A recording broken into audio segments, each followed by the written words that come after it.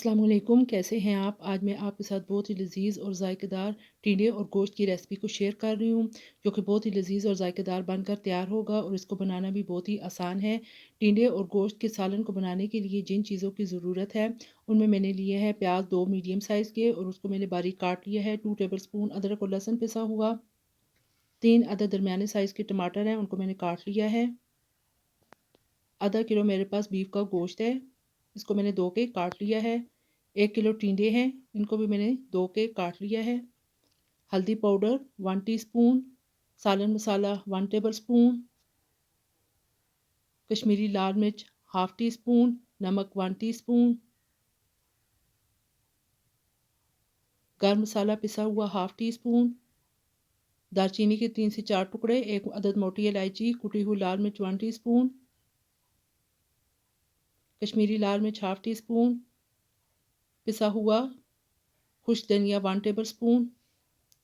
चलें जी, आज की रेसिपी को बनाना शुरू करते हैं।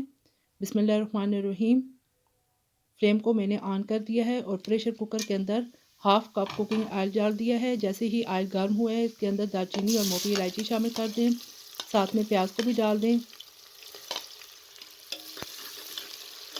फ्लेम को आपने मीडियम रखना है और प्याज को ब्राउन नहीं करना, बस हल्का सा जैसे ही नरम होना शुरू हो जाए तो इसके अंदर गोश्त को शामिल कर दें।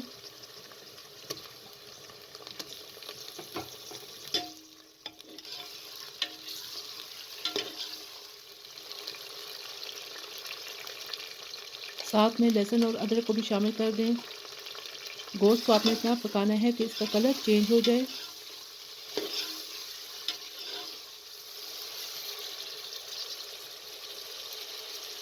ये देखिए कलर चेंज हो चुका है। अब इसके अंदर कुछ मसाला जात को शामिल करके अच्छे तरीके से मिक्स कर लें।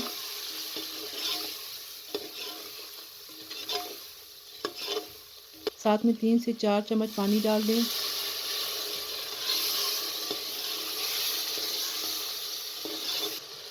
अब इसके अंदर टमाटर को भी डाल दें।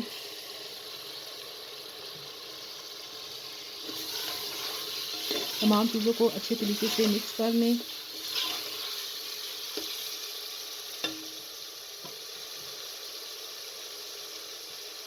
और कवर कर दें।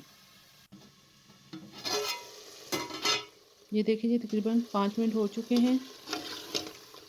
पानी खुश्क हो चुका है और ऑयल ऊपर आ चुका है। अब इस स्टेज पर आपने तकरीबन 3 से 4 मिनट तक मज़ीद भून लेना है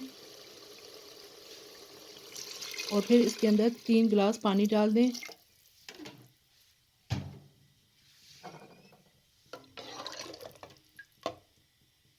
अच्छे तरीके से चम्मच चलाकर इसे कवर कर दें।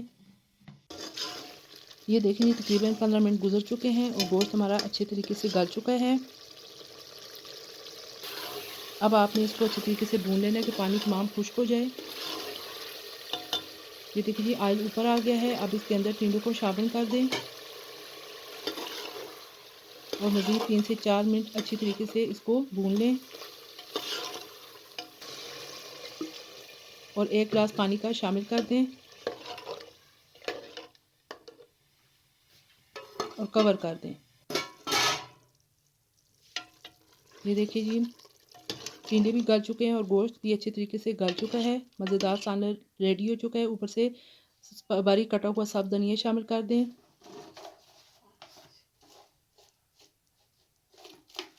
थोड़ा सा पिसा हुआ गरम मसाला शामिल कर दें। अब मैं आपको डिश आउट करके दिखाती हूँ।